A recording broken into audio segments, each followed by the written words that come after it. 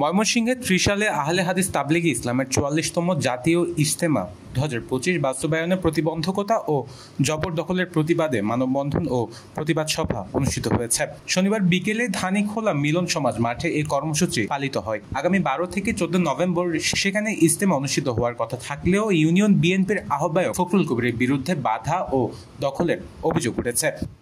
প্রতিবাদ সভায় বক্তব্য রাখেন কেন্দ্রীয় কোষাধ্যক্ষ নাহিদুজ্জামান, শুরা সদস্য আব্দুর রাজ্জাক, শায়েক আবুল বাশার সহ সংগঠনের নেতৃবৃন্দ।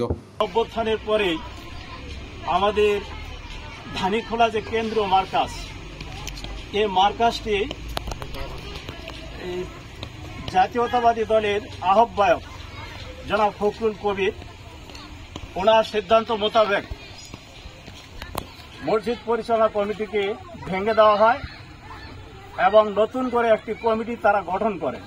সেই কমিটিতে সম্পূর্ণভাবে আমাদের বাংলাদেশ আহলে হাদিসের তাবলিগি ইসলামের যে সমস্ত সাথী ভাইয়েরা এই মসজিদ পরিচালনা কমিটির মার্কাজ মসজিদ পরিচালনা কমিটির সদস্য ছিল, জড়িত ছিল, তাদের সকলকেই বাদ দিয়ে সে সম্পূর্ণ ওই ফখরুল কবির তার নিজের ইচ্ছামতো ব্যক্তিদেরকে নিয়ে একটি কমিটি গঠন করে।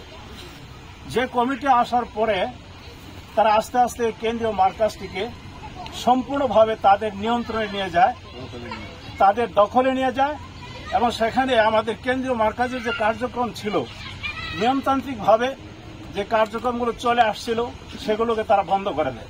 তারা ইজতেমা নির্বিঘ্নে করার আহ্বান জানান। নিউজ ডেস্ক, প্রতিদিনের কাগজ।